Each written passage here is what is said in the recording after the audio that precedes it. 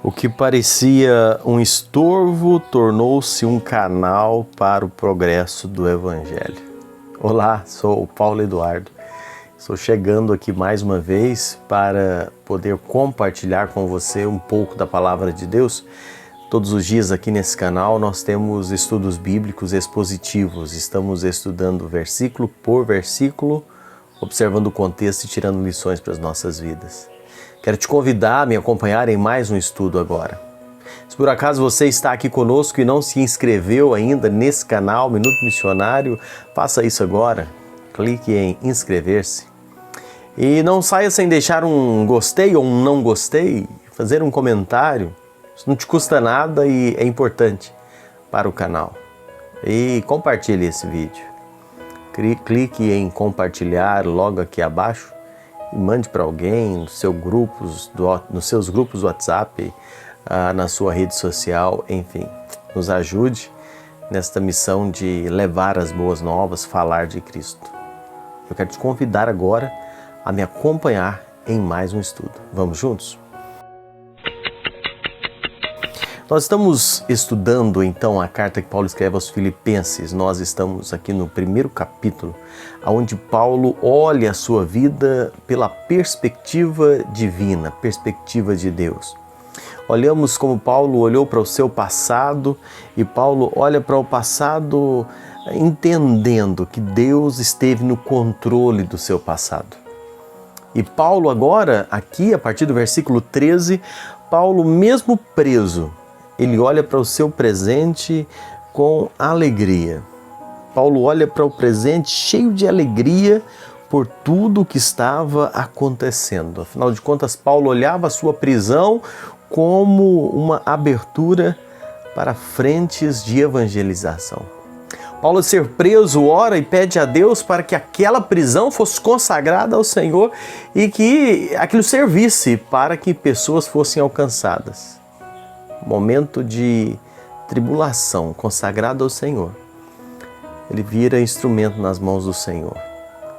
Isso é algo tremendo de pensarmos. Sabemos e falamos nisso que tempos de tribulação são tempos de campos férteis para o crescimento da igreja. Falamos dos grandes avivamentos da história que aconteceram sempre nos momentos mais difíceis. E Paulo usa essa situação. A prisão de Paulo abriu espaço para a evangelização em Roma. A quem Paulo alcançou então por causa das suas cadeias? O texto que nós lemos do versículo 13, Paulo diz: de maneira que as minhas cadeias em Cristo se tornaram conhecidas de toda a guarda pretoriana e de todos os demais. A prisão de Paulo alcançou a guarda pretoriana. Essa guarda pretoriana era a guarda de elite do imperador romano. Essa palavra grega praetorium, que significa tanto um lugar quanto um grupo de pessoas, foi o termo usado por Paulo aqui, que se aplica a essa guarda do pretório. Essa era a guarda imperial de Roma. Era uma tropa de elite que instalada lá no palácio do imperador, que ela foi instituída por Augusto e era compreendida uma média de 10 mil soldados escolhidos a dedo, né? E Augusto mantinha ela dispersa tanto em Roma como em algumas aldeias. E era um exército treinado, pessoas qualificadas, e era um número que chegou até a 16 mil soldados. E dia e noite, durante 2 anos, Paulo era preso a um desses soldados, sempre mantido por uma algema, sempre com um soldado dessa guarda do lado. E aí você começa a pensar comigo, cada soldado desse cumpria um turno de 6 horas. Façamos as contas. A prisão de Paulo abriu caminho para a pregação do Evangelho no regimento mais seleto do exército romano, a guarda imperial. Paulo, no mínimo, poderia pregar para 4 homens diferentes por dia. todos os dias, durante 2 anos. Paulo tinha uma tremenda oportunidade no meio da dificuldade de falar de Cristo.